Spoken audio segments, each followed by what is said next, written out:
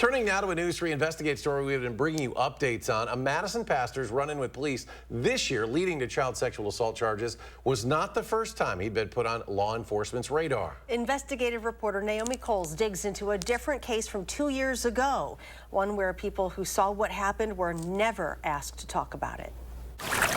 My husband was out kayaking with our daughter. Devil's Lake State Park, July 22nd, 2021.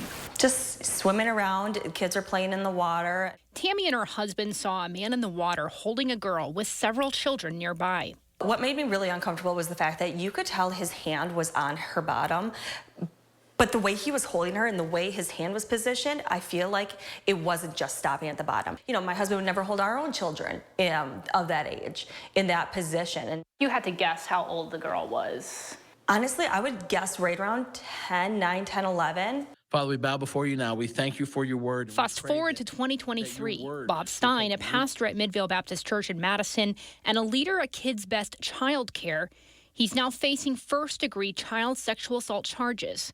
Tammy and her husband reached out to me several weeks ago after I published the story exposing that investigation into Stein. The state has permanently revoked his child care license because of child safety violations. When we saw your reporting in the article, I mean, I saw his picture and I just got goosebumps and my heart dropped. I was like, that's him. That's exactly who it was. See, Tammy and her husband didn't just go home that day at Devil's Lake. They found the DNR warden and reported what they saw.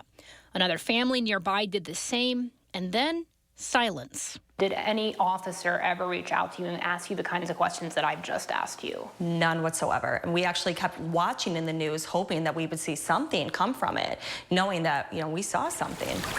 Citing backlogs, the DNR has not shared their own reports with me after I asked for them 6 weeks ago. But I do know from other agencies' reports that they called in Middleton Police to interview Bob Stein at his home mere hours after Tammy and others submitted their complaints. According to state records, Stein denied the allegations. No further actions were taken. There's no mention in state records of whether investigators tried to find a victim.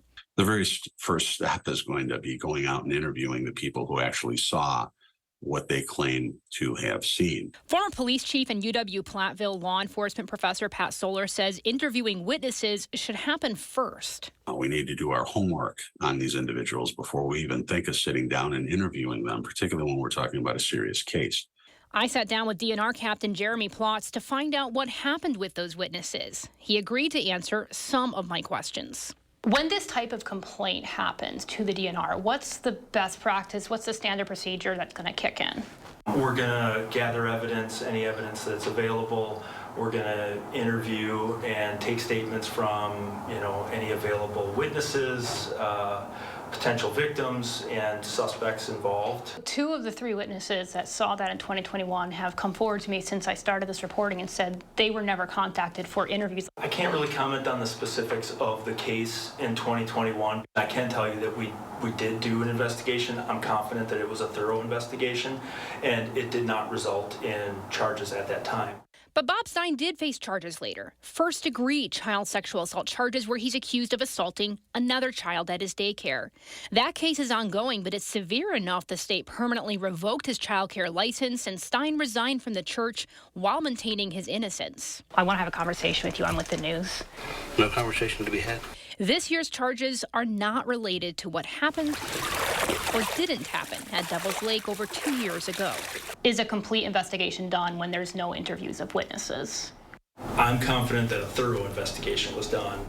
An investigation that stalled hours after it started and left Stein still leading the church and the daycare until someone else came forward. Just breaks your heart knowing that there probably is other victims out there. In Devil's Lake State Park, Naomi Coles, News 3 Investigates. We really don't know if or how many other victims there may be out there. Over the years, Kids Best cared for hundreds of children. In the court records filed this year, it references the possibility of others. You can read more of our reporting online at channel3000.com.